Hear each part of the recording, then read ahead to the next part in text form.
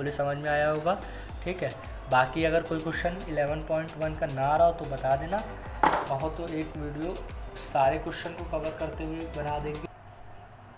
Hello बच्चों, construction chapter चल रहा है अपना। ठीक, उसमें हम लोगों ने 2 क्वेश्चन डिस्कस किए अभी तक की। पहला क्वेश्चन ना देखा तो उसको भी देख लो, दूसरा क्वेश्चन भी देख लो कैसे हम लोगों ने सॉल्व किया है।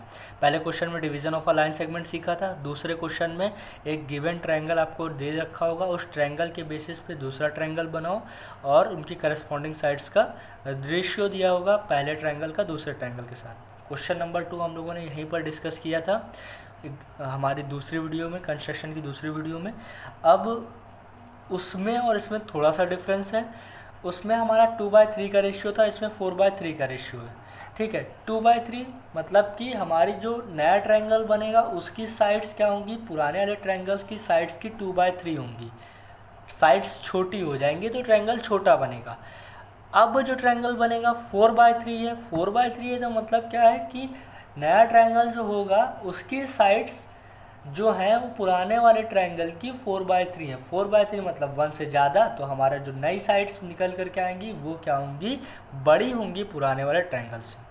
दूसरा डिफरेंस ये था कि पहले जो ट्रायंगल दिया गया था उसमें हमको तीनों साइड दे दी गई थी, 4 सेंटीमीटर, 5 सेंटीमीटर और 6 सेंटीमीटर। इसमें क्या है, केवल एक साइड दी है, 2 एंगल दिए हैं। तो हमको क्या करना पड़ेगा, पहले एक ट्रायंगल बनाना पड़ेगा। बाकी जो प्रोसीजर हम लोगों ने फॉलो किया था, जैसा सेकंड वीडियो में आपको बताया था, सेम प्रोसीजर फॉलो करेंगे और उसी की पैटर्न पर हम लोग इस क्वेश्चन को सॉल्व करेंगे। ठीक, तो सबसे पहले लेकिन इस क्वेश्चन को करने के लिए आपको ये समझना होगा कि अगर आपको BC एक ही लाइन सेगमेंट दिया है, BC बराबर 7 सेंटीमीटर और ट्रायंगल बनाना है, तो आपको एंगल B और एंगल C पता होना चाहिए, ना कि एंगल A। तो यहाँ पर जैसे एंगल B तो ऑलरेडी उन्होंने दे रखा है, एंगल A उन्होंने 105 दे रखा है, तो एंगल A तो हम नहीं यूज़ करेंगे। तो एंगल AB का यूज़ करके C का वैल्यू निकाल लेंगे और C को बनाएंगे। ठीक है, तो जैसे यहाँ पर to find angle C, here angle B बराबर कितना 45, एंगल A बराबर 105।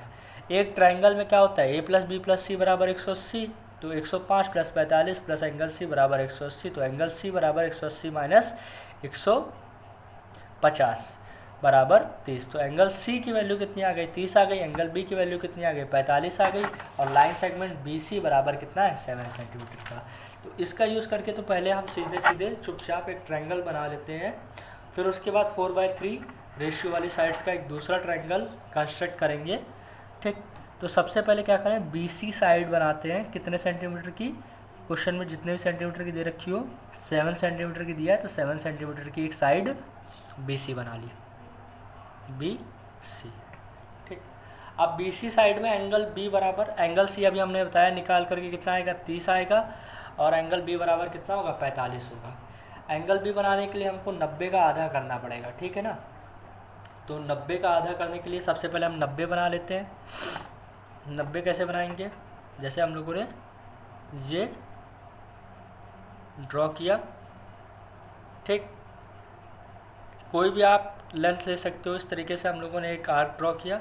उसके बाद ये जो एंगल बनता है ये 60 का बनता है, ये जो एंगल बनता है वो 120 का बनता है। 60 और 120 का आधा हमारा क्या हो जाएगा, 90। चाहते तो हम लोग क्या कर सकते थे, 30 और 60 का आधा करके 45 भी बना सकते थे, लेकिन हम सीधे समझ रहे हैं कि 90 पहले बना लेते हैं। ये हमारा ये 60 से एक आर्क लगाया उतनी लेंथ का, ठीक, और 120 से एक आर्क लगाया और एक 60 से आर्क लगाया। अब क्या करेंगे, इसको डॉट डॉट करके ज्वाइन कर देते हैं। ठीक, ये हमने ज्वाइन कर दिया, ये हमारा 90 डिग्री बना है। अब क्या करेंगे, 90 का अगर बाइसेक्ट कर लेंगे तो वो हमारा 45 निकल करके आ जाएगा। बाइसेक्ट करने के लिए क्या करेंगे, आधे से ज़्यादा डिस्टेंस लिया करो कभी भी आपको बाइसेक्ट करना हो। उस आर्क की आधे से ज़्यादा हम लोगों ने डिस्टेंस ली और यहाँ पर एक आर्क लगा दिया।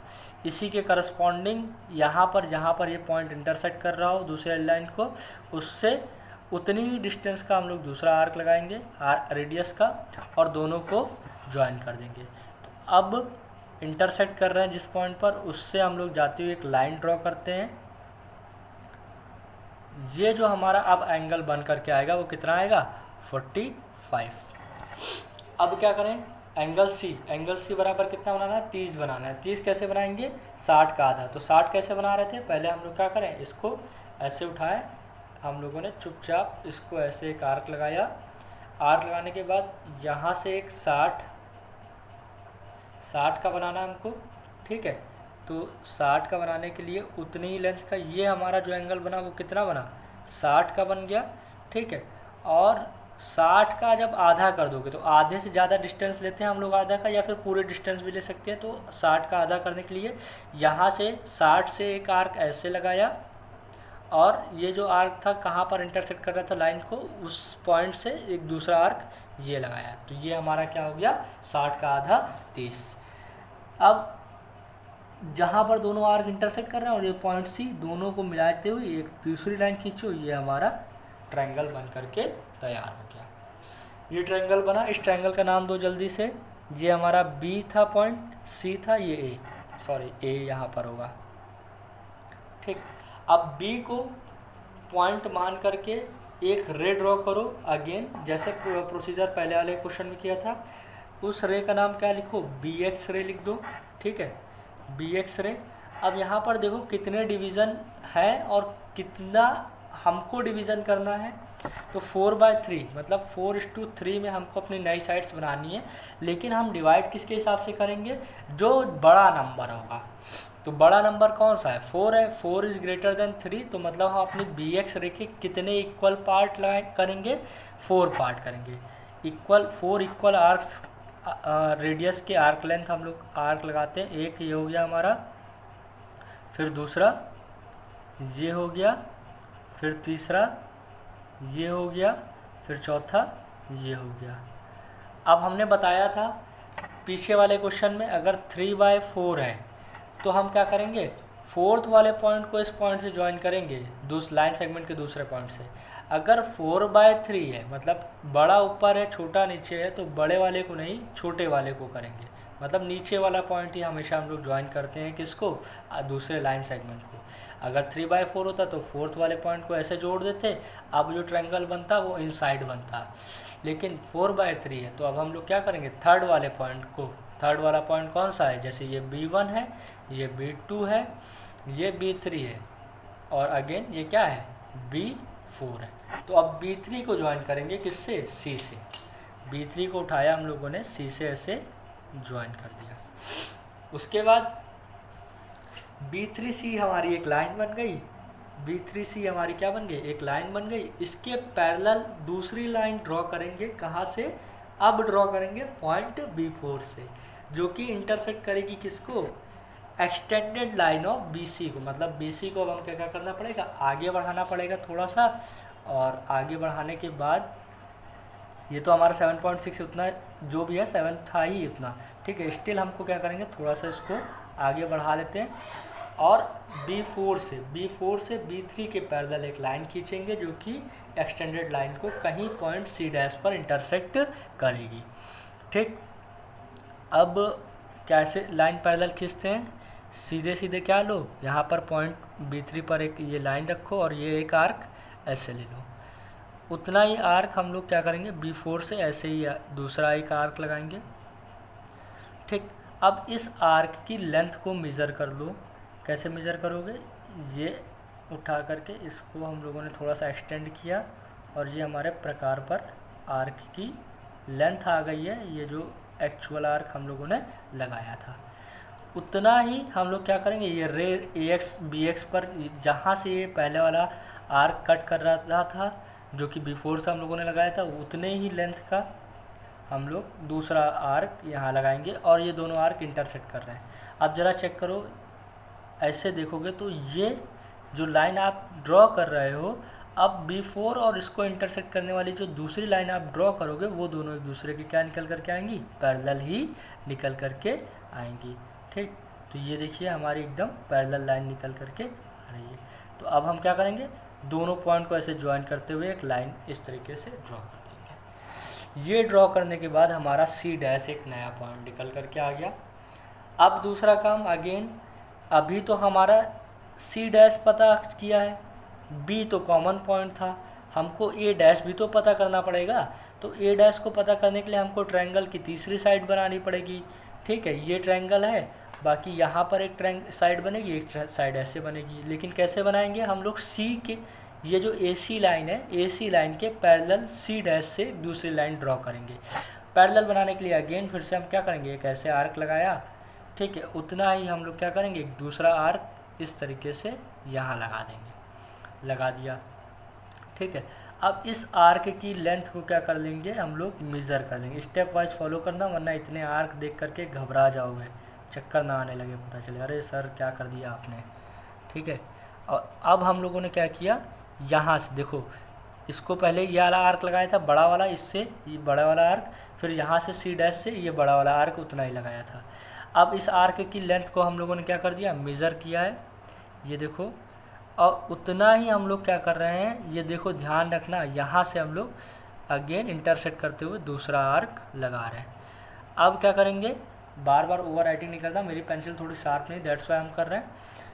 इसके देखो पैरेलल, जब AC के पैरेलल बोला था ना, अब इस आर्क का जो इंटरसेक्शन है, ये पहले वाला, ये वाला नहीं, पहले वाला ये जो आर्क का इंटरसेक्शन है, और पॉइंट C डैश से जब लाइन खींचोगे तो ये हमारी AC के ही पैरेलल निकल करके आती हुई तुमको दिखेगी। ठीक, ये देखो एकदम ये हमारी लाइन बन गई। ठीक, अब ये था तो इसको A डैश दे दो, तो A dash B C dash, A dash triangle A dash B C dash जो है वो हमारा रिक्वायर्ड ट्रायंगल है। ठीक, इस तरीके से हम लोगों ने इसका कंस्ट्रक्शन किया। अब कंस्ट्रक्शन का प्रोसीजर देख लो। सबसे पहले इसको लिखोगे, ठीक है, इसको लिखने के बाद नोट्स ना हो तो हम डिस्क्रिप्शन बॉक्स में डाल देंगे, साथ ही साथ ग्रुप पे भी भेज देंगे। ग्रुप से नोट्स, ये जो कंस्ट्रक्शन का प्रोसीजर है उसको कॉपी कर लेना। ठीक, अब क्या करो, ड्रॉ लाइन सेगमेंट BC बराबर 7 सेंटीमीटर। हम लोगों ने क्या किया, एक लाइन सेगमेंट बनाया था। सबसे पहले BC बराबर कितने सेंटीमीटर का, 7 सेंटीमीटर का, BC बराबर 7 सेंटीमीटर का हम लोगों ने एक लाइन सेगमेंट बनाया था। ड्रॉ अ रे BX which makes an acute angle with BC on the opposite side of the vertex A vertex से। ठीक है, वो सारा काम नहीं लिखा है हम लोगों ने कि हम ये एंगल 45 बनाया, फिर एंगल 60 बनाया, वो 30 बनाया, फिर इसको ज्वाइन किया। इससे आप लिख लेना, कोई दिक्कत नहीं है। मैंने सीधे सीधे क्या किया, ये मान लिया कि आप इस चीज़ को लिख ले जाओगे। तो पॉइंट B से हम लोगों ने क्या किया, एक रे ड्रॉ करी है। कौन सी रे, BX रे, वही हम लोगों ने लिखा draw ray BX which makes an acute angle with BC on the opposite side of vertex A। Locate 4 points as 4 is greater than 3। इस चीज़ को जरूर लिखोगे, क्योंकि जो ग्रेटर नंबर ऑफ पॉइंट्स होते हैं उतने ही पॉइंट हम लोकेट करते हैं अपनी रे पर, जब भी आप ट्रायंगल का कंस्ट्रक्शन कर रहे हो। लाइन सेगमेंट का कंस्ट्रक्शन कर रहे हो तो 4 और 3 7 जोड़ करके आपको करना पड़ेगा। बार बार बता रहे हैं, इसको ध्यान रखना, गलती ना करना। ठीक है, such as B1 B2 B3 B4 on the ray AX। B1 B2 B3 B4 हमारे रे AX पर हम लोगों ने 4 पॉइंट लोकेट किए। Join the point B3C। B3 को हम लोगों ने C से जा करके उठा करके ज्वाइन कर दिया। Draw line through B4। अब B4 से लाइन ड्रॉ करो जो किसके पैरेलल हो, B3C लाइन के पैरेलल हो, which intersects the extended line BC at C। अब BC को हमको क्या करना पड़ा था, एक्सटेंड करना पड़ा था एट C डैश पर। हमारी ये जो B4 से पैरेलल लाइन ड्रॉ करिए B3C के, वो एक्सटेंड करने के बाद कहाँ पर इंटरसेक्ट करती है, C डैश पर। Through C dash draw a line parallel to the line AC। अब C डैश से हमारे AC के पैरेलल हम लोगों ने एक दूसरी लाइन ड्रॉ करी है, जो again that AC intersect the extended line segment at C dash. यहाँ पर जो एक्सटेंडेड लाइन सेगमेंट है उसको A डैश पर, यहाँ पर जो गलती से मैंने C डैश ही फिर से लिख दिया, A डैश पर क्या करती है, इंटरसेक्ट करती है। ठीक, therefore triangle A dash B C dash is the required triangle. A dash B C dash हमारा क्या है, रिक्वायर्ड ट्रायंगल है। होपफुली समझ में आया होगा। ठीक है, बाकी अगर कोई क्वेश्चन 11.1 का ना रहा हो तो बता देना, कहो तो एक वीडियो सारे क्वेश्चन को कवर करते हुए बना देंगे। ठीक, जिसमें कैसे कैसे अलग अलग टाइप के ट्रायंगल बने वो आपको पता चल जाएगा। अगर अभी तक की वीडियो को देख रहे हो, कमेंट में लिखना sir I have watch the video till end. Sir क्या भैया आप बोल सकते हो, भैया I have watch this video till end. मिलेंगे नेक्स्ट वीडियो में, तब तक के लिए take care, bye bye. And फोड़ते रहो।